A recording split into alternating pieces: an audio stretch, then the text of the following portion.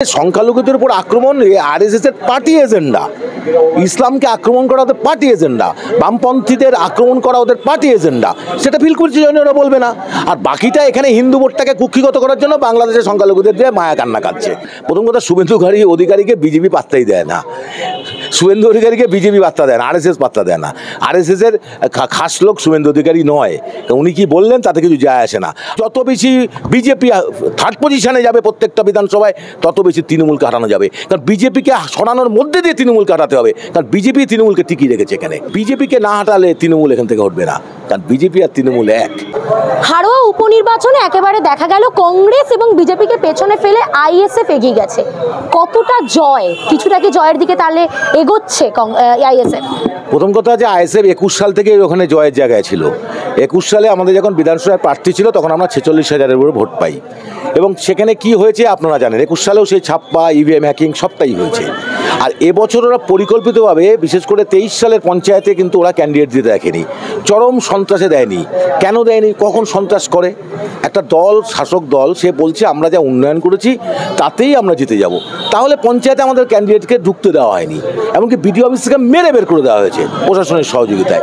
আর এবছর আমি ওখানকার চার্জে ছিলাম, আমি হাড়োয়া বিধানসভার চার্জে ছিলাম, এবং আমি অদ্ভুতভাবে লক্ষ্য করেছি যত ভোট এগোচ্ছে আমরা খুব সাহসের সাথে প্রচার করেছি শাসনের মতন জায়গায়, কীর্তিপুর 2-তে, কীর্তিপুর 1-এ, সর্বত্র।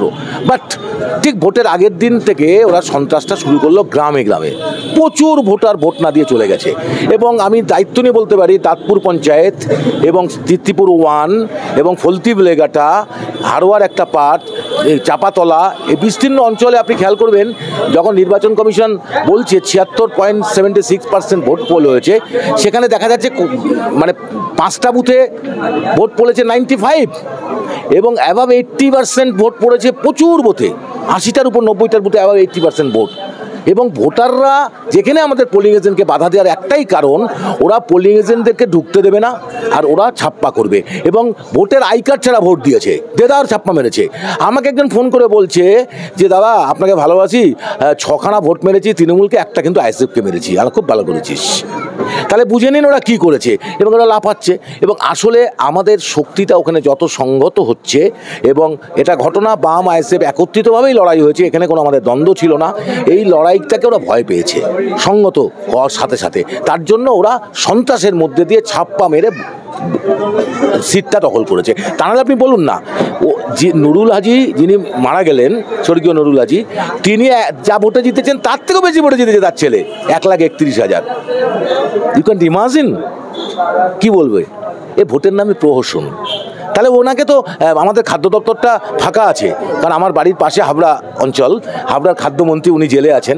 আমার মনে হয় উনি যে ভোটে জিতেন তাকে খাদ্যমন্ত্রীর পোস্টটা দিলে ভালো হয়, তাহলে অন্ততপক্ষে এই দেশ, স্বদেশ, বিদেশ, বাড়ি টারিক একটুখানি আরও চাঙ্গা হবে।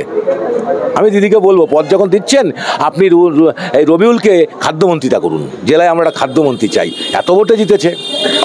উত্তরপ্রদেশের সম্ভল এলাকা আমরা দেখলাম, এবং সেখানে দেখলাম 3 জন মুসলমান যুবককে একেবারে উত্তরপ্রদেশের পুলিশ গুলি করে হত্যা করলো, কারণ তারা মসজিদকে নিয়ে কথা বলেছিল তাই, শাহী জামা মসজিদের নিয়ে কথা বলেছিল তাই সমর্থনে। সেক্ষেত্রে কি বলবেন, সেই বিজেপি পুলিশ যারা বারবার বাংলা পুলিশকে নিয়ে কথা বলেন, তারা সেখানে হত্যা করছে?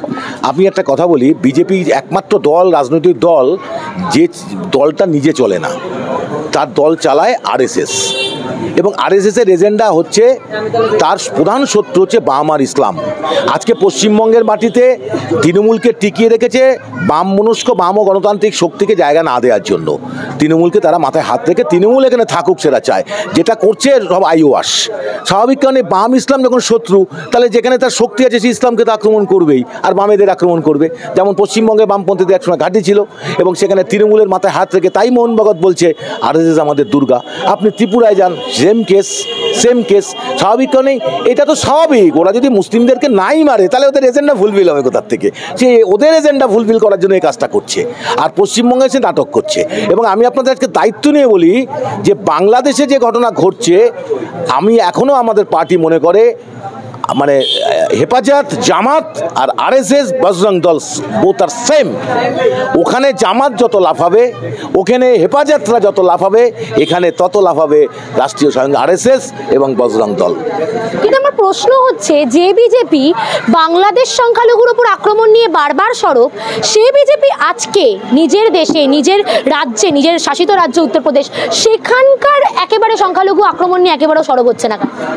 হবে না তো, কারণ ওটা তো ওদের পার্টি এজেন্ডা। আপনাকে বললাম যে সংখ্যালঘুদের উপর আক্রমণ আরএসএস এর পার্টি এজেন্ডা, ইসলামকে আক্রমণ করা ওদের পার্টি এজেন্ডা, বামপন্থীদের আক্রমণ করা ওদের পার্টি এজেন্ডা।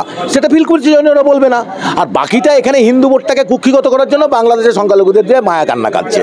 কিন্তু এটা ভুললে চলবে না, জামাত ইসলাম, হেফাজত এপারের আরএসএস আর বজরং দল বোথ আর সেম।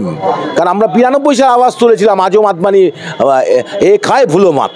92 সালে যখন বাবরি মসজিদ ভাঙা হয়, তখন আমি নিজে ছাত্র নেতা এবং সেখানে দাঁড়িয়ে আমি আওয়াজ তুলেছিলাম যে বলো আজও মাতমানি ভাই ভাই ভুলো মাত। তো তারই প্রতিক্রিয়া ঘটছে আজকে। এবং মোদির হাতে এখন অস্ত্রই হিন্দুস্থান। স্বাভাবিক কারণে তার জন্য যতটুকু দয়া দেখানো সে ততটুকু দয়া দেখাচ্ছে। শুভেন্দু অধিকারী বলছেন বাংলাদেশের বর্ডারে হিন্দুদেরকে আন্দোলন করার জন্য পাঠাবেন, কি বলবেন? প্রথম কথা, শুভেন্দু অধিকারীকে বিজেপি পাত্তাই দেয় না। শুভেন্দু অধিকারীকে বিজেপি পাত্তা দেয় না, আরএসএস পাত্তা দেয় না। আরএসএসের খাস লোক শুভেন্দু অধিকারী নয়।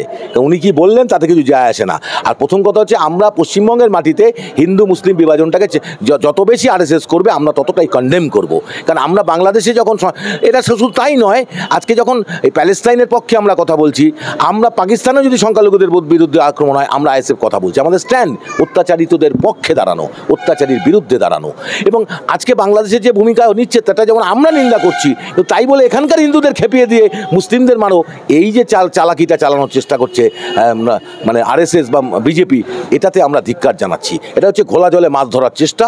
আজকে বিজেপি এখানে ক্রমশ সেকেন্ড পজিশন থেকে থার্ড পজিশনে আমরা ঠেলে দিয়েছি। যত বেশি বিজেপি থার্ড পজিশনে যাবে প্রত্যেকটা বিধানসভায়, তত বেশি তৃণমূলকে হারানো যাবে। কারণ বিজেপিকে সরানোর মধ্যে দিয়ে তৃণমূলকে হারাতে হবে, কারণ বিজেপি তৃণমূলকে টিকিয়ে রেখেছে এখানে।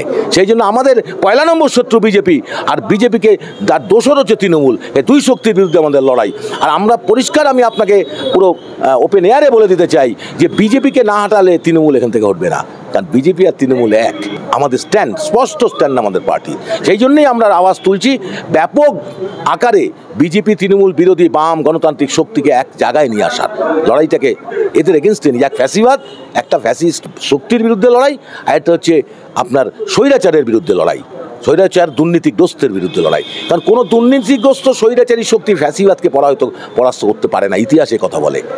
পশ্চিমবঙ্গের মাটিতে যারা বিজেপিকে পরাস্ত করবে বলে একটা নির্দিষ্ট কিছু ভোটকে করায়ত্ত করার চেষ্টা করছে যে শাসক দল তৃণমূল, তারা কিন্তু আসলে ধোঁকা দিচ্ছে সেই মানুষগুলোকে।